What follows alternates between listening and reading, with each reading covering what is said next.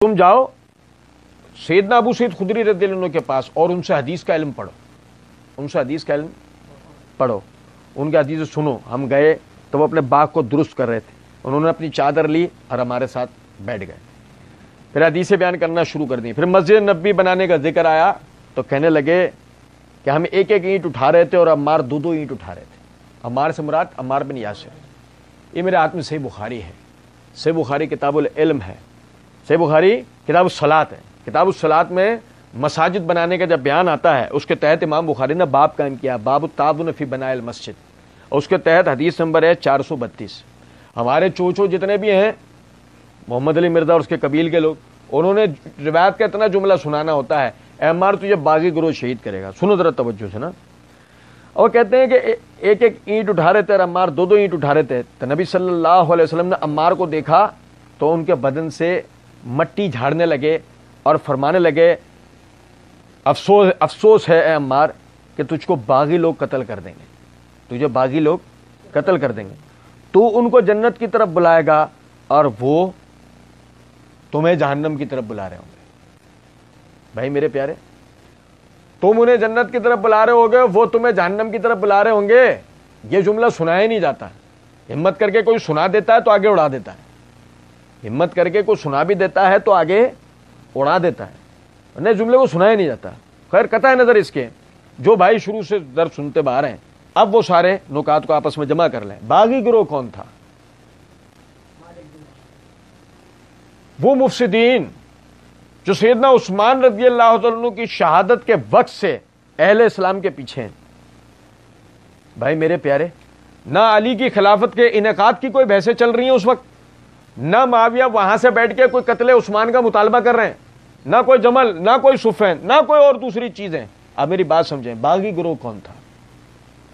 हम बार बार इसको पढ़ते रहे, हर दफा मैं आप भाइयों को तवज्जो दिलाता रहा, सहाबा क्या कह रहे हैं, ताबईन क्या कह रहे हैं, मगर हराम कर लिया है हमने अपने ऊपर। सल्फ की फहम का नाम लेकर जितना हम लोगों को चूना लगाते हैं ना, यकीन करें कोई दूसरा चूना लगाता नहीं। और सुने जरा बात को ना, मैं यहां एक बात आगे ले आने से पहले आपको एक हवाला देता हूं। यह हवाला बयान करने के बाद क्या होगा? यह हवाला बयान करने के बाद यह होगा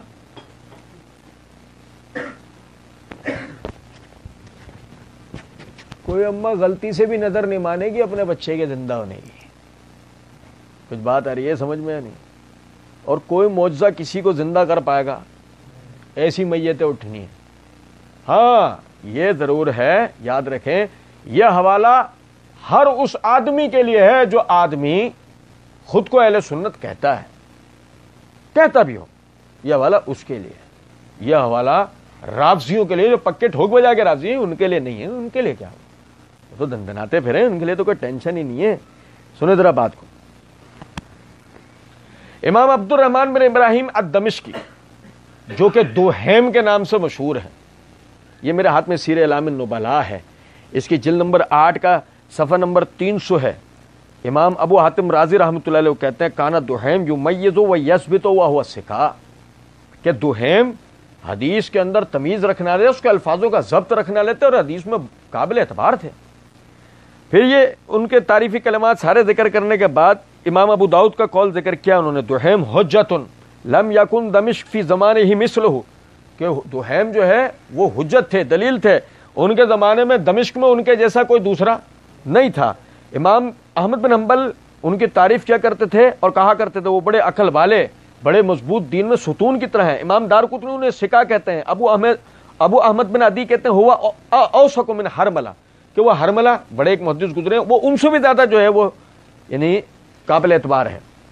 ये मेरे हाथ में तारीख़ुस शिकात है इमाम इजली रहमतुल्लाह अलैह की। इनका पूरा नाम है इमाम अहमद बिन अब्दुल्ला बिन सालेह बिन हसन अल इजली।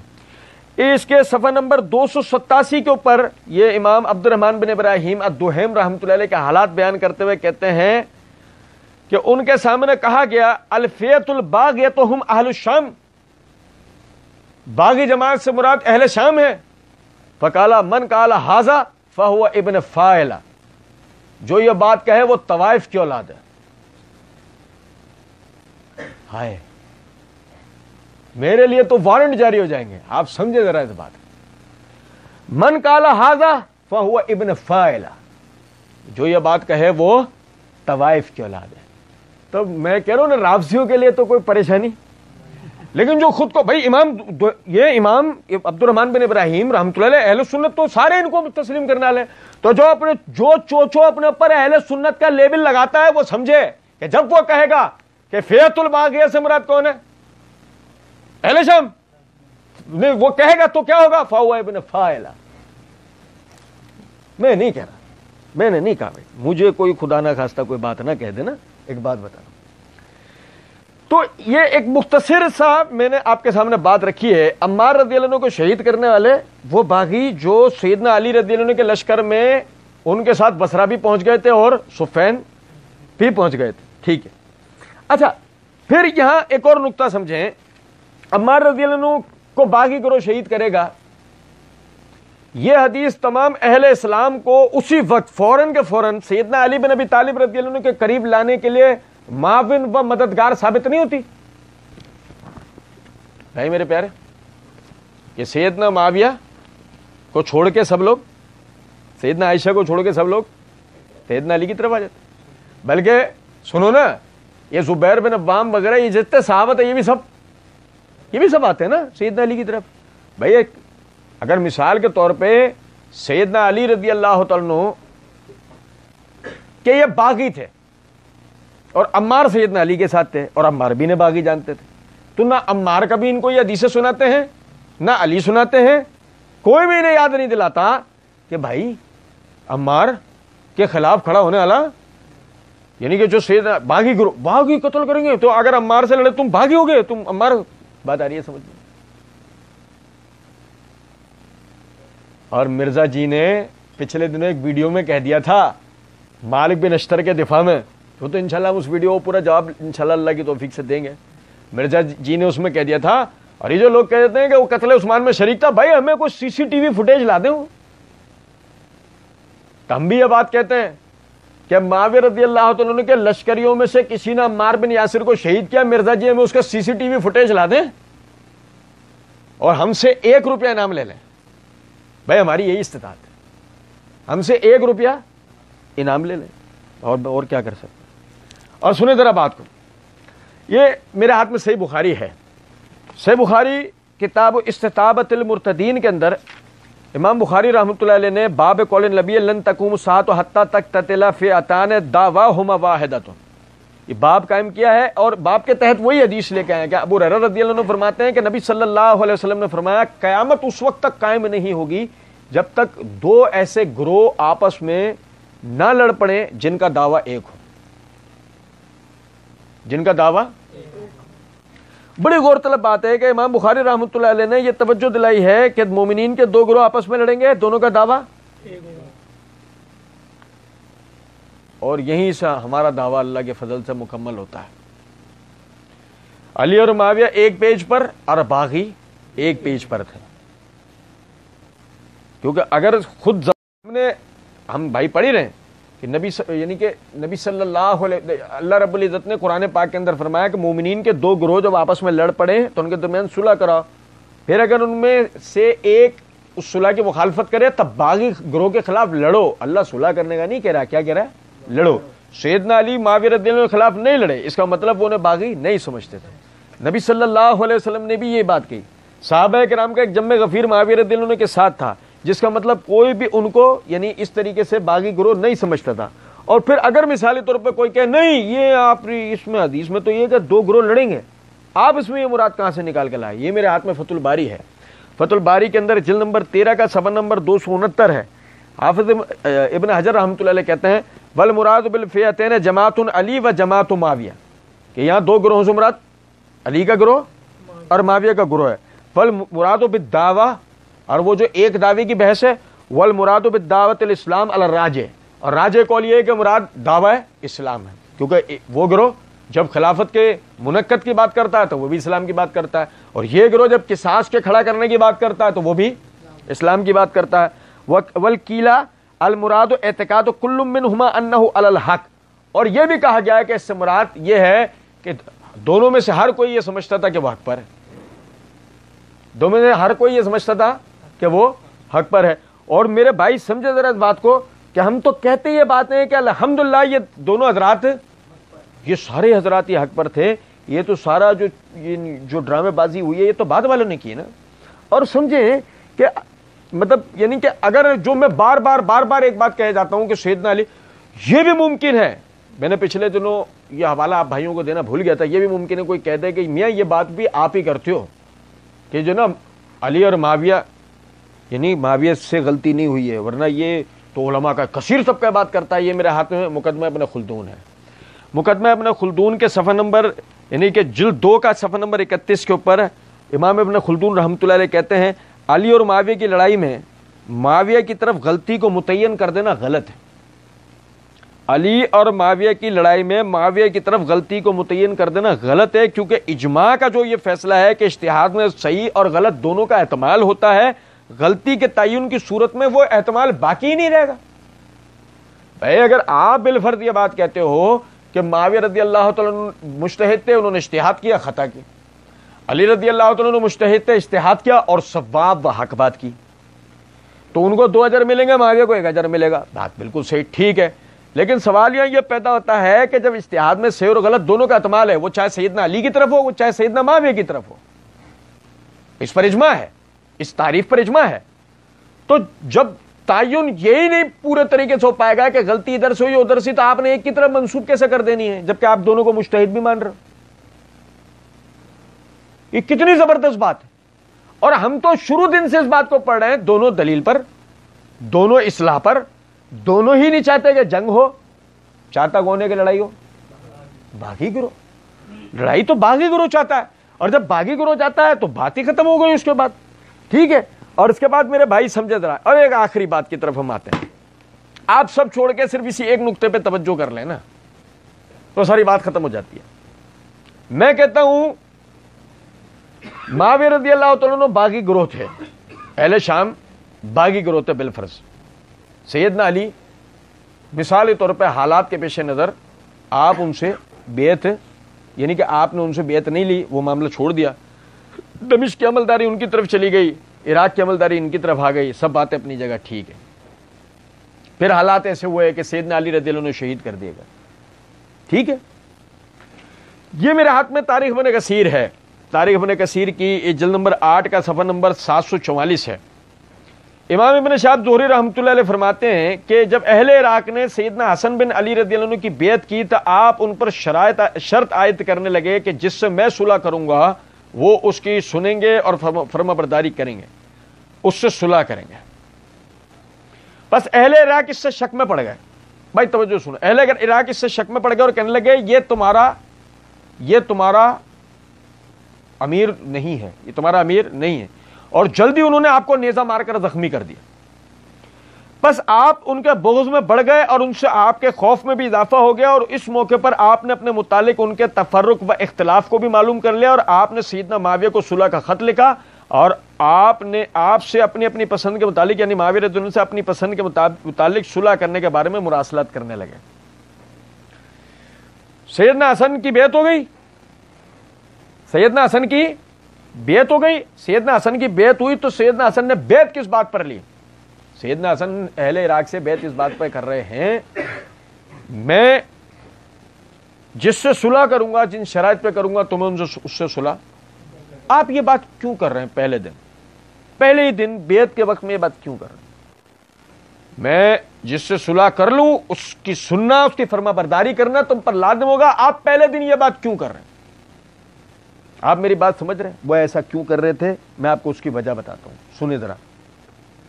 ये मेरे हाथ में मुसन्नफ इब्न अबी शैबा है, मुसन्नफ इब्न अबी शैबा की जिल्द नंबर 14 का सफ़ा नंबर 273, रिवायत नंबर 38,850। सैयदना अली बिन अबी तालिब रज़ी अल्लाह अन्हु जब सुफ़ैन से लौटे और वो ये जान चुके थे कि बहुत कुछ अब उनके हाथों से बाहर जा चुका है, जैसे कि अभी नहजुल बलागा के हवाले से भी हमने पढ़ा, तो आपने कुछ अशिया के बारे में लोगों से बातचीत की और उनको रसूलुल्लाह सल्लल्लाहु अलैहि वसल्लम की अहादीस बयान की। उसके बाद आपने फरमाया, ए लोगों, अय्युहन्नास ला तकरहू इमारत माविया, ए लोगों माविया की हुक्मरानी को बुरा मत समझना, माविया की हुक्मरानी को बुरा मत समझना। वल्लाहि लौ कद फ़क़दतुमूहु, اور اللہ کی قسم اگر تم نے ایسا کیا لقد رأیتم الرؤوس تنزوی من قواہلہا کالحنظل، تم نے ایسا کیا تو حنظل کے درخت کی طرح جیسے اس کے پھل اس کے سر پہ سے کٹ کر کے گرتے ہیں، ایسے تمہارے سر تمہارے جسموں پہ سے کٹ کٹ کے گریں گے۔ یہ جو سیدنا علی رضی اللہ تعالیٰ عنہ نے کہا ہے نا، آپ سمجھیں یہ دونوں فریقین کو کہا ہے، مومنین کو بھی مفسدین کو بھی باغیوں کو بھی۔ مومنین کو اس لیے کہا ہے کہ سیدنا علی رضی اللہ تعالیٰ عنہ وہ سیدنا معاویہ رضی اللہ تعالیٰ عنہ کو حکمرانی کی ان کے اندر اہلیت کو جان گئے تھے، اور جو آپ نے کہا کہ ان کی مخالفت مت کرنا، ان کی یعنی حکمرانی کو گورنر کو غلط مت سمجھنا، تو اگر بعد میں ان کے خلاف کوئی کھڑا ہوتا ہے تو ابھی تو صلح کس پر ہوئی ہے؟ سیدنا علی پر، آئندہ صلح کس پہ ہوگی؟ آئندہ تو معاویہ، کسی ایک کو بھی چھوڑیں گے؟ اور یار سمجھو لوگوں نے کنڈے ایسے ہی تھوڑی منائے، معاویہ نے کسی کو بھی چھوڑا نہیں۔ یہ تو ابھی ہمارا موضوع نہیں ہے، وقت بھی نہیں ہے، مرزا جی کے جواب میں کبھی پڑھیں گے انشاءاللہ، اللہ توفیق دے گا۔ معاویہ نے چھوڑا نہیں، جبھی تو یار لوگ آج تک کنڈے مناتے ہیں۔ کچھ بات آ رہی ہے سمجھ میں نہیں؟ اور سنو، ہمیں کیا پتہ لگا کہ سیدنا حسن رضی اللہ تعالیٰ نے اپنی بیعت کے تو پہلے دن یہ بات کہہ دی کہ میں جس شرط پر بھی صلح کروں تمہیں بھی اس کی سننا اور فرمانبرداری کرنی ہوگی۔ اس کا مطلب سیدنا حسن ایک پورا مشن لے کر آپ نے بیعت کے معاملات کے لیے خدا تیار ہو، یعنی آپ نے آپ کو پیش کر دیا جب لوگوں نے کہا ہم آپ کی بیعت کریں گے، کیونکہ سیدنا علی کے بعد سیدنا حسن سب سے زیادہ اہل تھے۔ یہ میرے ہاتھ میں صحیح بخاری ہے، صحیح بخاری کتاب الصلح کے اندر امام بخاری رحمۃ اللہ علیہ نے باب قائم کیا، باب قول نبی صلی اللہ علیہ وسلم للحسن ابن علی ابن ھذا سید ولعل اللہ ان یصلح به بین فئتین عظیمتین۔ اس کے تحت حدیث نمبر 2704 ہے۔ حسن بصری رحمۃ اللہ علیہ، حسن بصری، امام حسن بصری رحمۃ اللہ علیہ فرماتے ہیں کہ اللہ کی قسم جب سیدنا حسن بن علی رضی اللہ تعالیٰ عنہ پہاڑوں جیسا لشکر لے کر پہنچے تو عمرو بن عاص نے کہا کہ میں ایسا لشکر دیکھ رہا ہوں جو اپنے مقابل کو نیست و نابود کیے بغیر واپس نہیں جائے گا۔ معاویہ رضی اللہ عنہ نے اس پر کہا، اور اللہ کی قسم وہ ان دونوں اصحاب میں سب سے زیادہ اچھے تھے، کہ اے عمر اگر اس لشکر نے اس لشکر کو قتل کر دیا یا اس نے اس کو قتل کر دیا تو اللہ کی بارگاہ میں لوگوں کے امور کی جواب دہی کے لیے میرے ساتھ کون ذمہ داری لے گا؟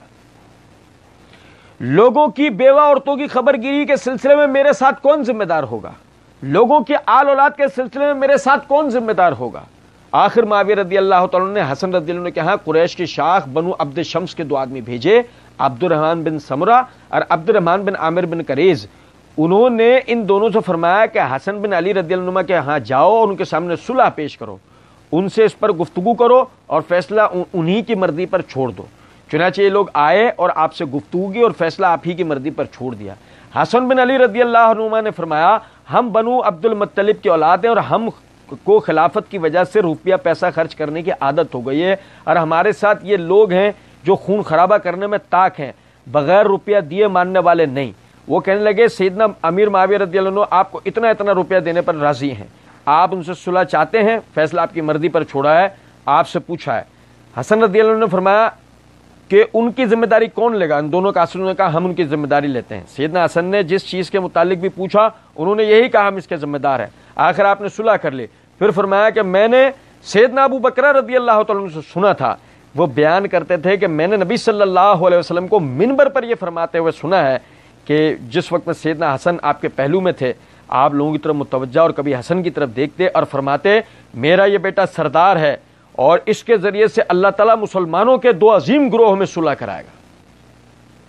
اب دیکھیں یہاں غور طلب نکتہ ہے، معاویہ رضی اللہ تعالیٰ عنہ کا تقویٰ دیکھیں آپ کہ معاویہ رضی اللہ تعالیٰ عنہ کیا کہتے ہیں، اے عمر بن عاص رضی اللہ عنہ کی طرف دیکھیں، عمر اگر یہ دونوں لشکر آپس میں لڑتے ہیں، یہ خدا نہ خواستہ قتل و غارت کا ان کا معاملہ ہوتا ہے، بیوہ عورتوں کی یتیموں مسکینوں کی خبر گیری پہ ذمہ داری کون لے گا؟ ان کے ایک دوسرے کے ہاتھوں قتل و نہانے کے نتیجے میں اللہ کیا میرے ساتھ کون جواب دے کھڑا ہوگا؟ ایسا آدمی جس کو اپنے منصب کا لالچ ہو، کرسی کی فکر ہو، جو اپنی حکمرانی کے لیے لڑ رہا ہو، اس کو کیا ایک نہیں مرے، اس کو کیا کہ بیواؤں کا کیا ہوتا ہے، یتیموں مسکینوں کا کیا ہوتا ہے، اس کو پرواہ ہے؟ ہمارے سامنے موجودہ زمانے کی دنیا بھر کی لیڈرشپیں گواہ ہیں، مرنے والے مر جاتے ہیں، ان کے منصبوں کرسیوں پہ وہ آچانے دیتے ہیں؟ یہ معاویہ رضی اللہ عنہ کا مقام و مرتبہ ہے، آپ کا تقویٰ ہے کہ آپ نے یہ بات کہی کہ میں نہیں چاہتا کہ اس طرح کا کوئی معاملہ ہو، آپ نے صلح کا معاملہ کر لیا اور حسن رضی اللہ تعالیٰ عنہ کی طرف صلح کے لیے 2 افراد بھیجے۔ حسن رضی اللہ تعالیٰ عنہ کے ساتھ جو افراد آئے ہیں، حسن رضی اللہ عنہ کی نمائندگی کتنے زبردست انداز میں کی ہے کہ ہم خلافت کی وجہ سے روپیہ پیسہ خرچ کرنے کے عادی ہو گئے ہیں، ہمارے ساتھ لوگ خون خرابے میں طاق ہیں، روپیہ پیسہ لیے بغیر نہیں مانیں گے۔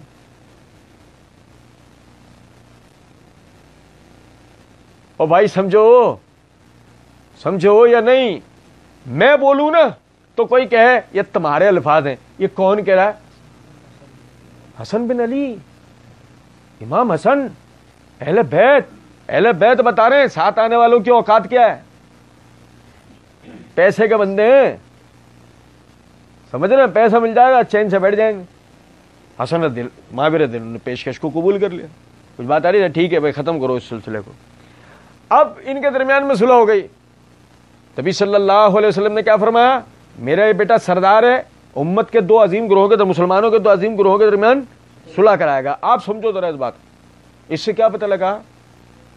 معاویہ رضی اللہ عنہ کا گروہ اور علی رضی اللہ عنہ کا گروہ دونوں مسلمانوں کے گروہ تھے، باقی گروہ بھی مسلمان ہو گیا۔ یہ 2 الگ ہیں، وہ تیسرا گروہ ہے جو جس کے لیے کہا گیا کہ عمار تجھے باغی گروہ شہید کرے گا، کہ تو جنت کی طرف بلا رہا ہوگا اور وہ جہنم کی طرف۔ اور سنو ذرا بات کو، یہ دونوں اگر مسلمانوں کے گروہ تھے تو جہنم کی طرف بلانے والا بھی مسلمانوں کا گروہ ہوتا ہے کیا؟ کچھ بات آ رہی ہے میں کیا کہہ رہا ہوں سمجھ میں؟ تو بات یہ ہے کہ وہ چونکہ مفسدین، باغیوں کی جماعتیں، انہوں نے مسلمانوں میں افتراق و انتشار کر کے مسلمانوں میں تفرقہ پیدا کیا، مسلمانوں کے خلیفہ کو شہید کیا، اور اس کے لیے انہوں نے خط و کتابت کی، لوگوں کی ذہن سازیاں کی۔ اور سمجھیں، جب مسلمانوں کی ملت کو فتنہ و فساد کے درپے کرنے کے لیے انہوں نے جو لوگوں کی ذہن سازیاں کی، تو سمجھ میں آئی بات کہ وہ کس طرح جہنم کی طرف دعوت دے رہے تھے۔ اور دوسری طرف اصلاح کے لیے اٹھنے والے سب حضرات، وہ چاہے علی ہو، وہ چاہے عائشہ ہو، وہ طلحہ ہو، وہ زبیر ہو، وہ عبداللہ بن عمر ہو، عبداللہ بن زبیر ہو، وہ معاویہ ہو، وہ عمر بن عاص ہو، مغیرہ بن شعبہ ہو، یا وہ ان جیسے دیگر حضرات، یہ سارے مومنین کی وہ جماعتیں ہیں جو آپس میں صلح کا معاملہ کرنا چاہتی ہیں۔ تو میرے بھائی، ایک آخری بات بتا کے اس بات کو ختم کر رہا ہوں۔ یہ میرے ہاتھ میں تاریخ بغداد ہے، تاریخ بغداد کی جلد نمبر 1 کا صفحہ نمبر 223 ہے۔ امام ربیع بن نافع رحمۃ اللہ علیہ وہ فرمایا کرتے تھے، معاویہ بن ابی سفیان ستر اصحاب رسول اللہ صلی اللہ علیہ وسلم، فإذا کشف الرجل الستر اجتری علی ما وراہ۔ لوگوں، رسول اللہ صلی اللہ علیہ وسلم کے صحابہ کا اگر کوئی پردہ ہے تو وہ معاویہ ہے، اور جب آدمی کسی کے پردے کو کھولنے جیسی کیفیت میں ہو جاتا ہے تو پھر وہ مزید جرأت مند ہو جاتا ہے۔ آپ میری بات سمجھے ہیں یا نہیں؟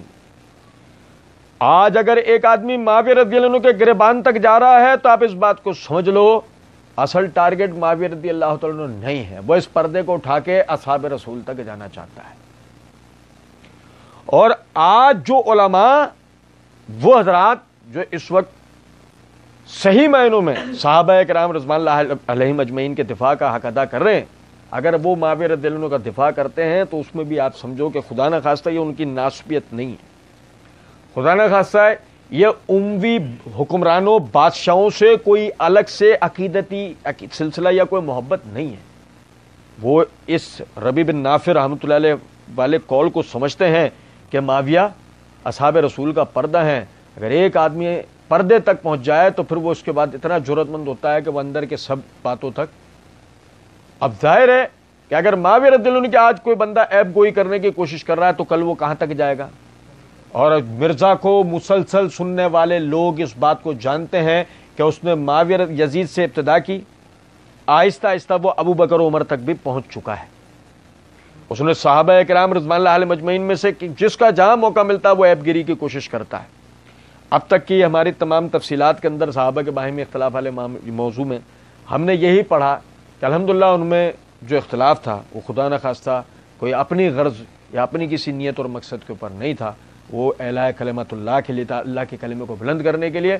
ایک طبقہ چاہتا تھا خلافت منعقد ہو، ایک طبقہ چاہتا تھا کہ قاتلین عثمان سے قصاص ہو، تاکہ مسلمانوں کی جماعتوں کے درمیان سے مفسدین کا خاتمہ ہو اور دوبارہ اس طرح کا کوئی حادثہ پیش نہ آ سکے۔ چونکہ ایسا نہیں ہوا تو بات بھی ہمیں سمجھ میں آتی ہے کہ بعد میں سیدنا علی رضی اللہ تعالیٰ عنہ بھی انہی باغیوں کے ہاتھوں شہید کیے گئے تھے۔ اگر ان باغیوں کے ساتھ پہلے قصاص لے لیا جاتا تو شاید سیدنا علی بن ابی طالب رضی اللہ تعالیٰ عنہ کسی جنگ کے اندر شہید ہوئے ہوتے، نہ کہ پیٹھ پیچھے سے کوئی ان کے اوپر حملہ آور ہو کے آپ کو زخمی کرتا اور شہید کرتا۔ اللہ رب العزت ہمیں سمجھنے اور عمل کرنے کی توفیق دے۔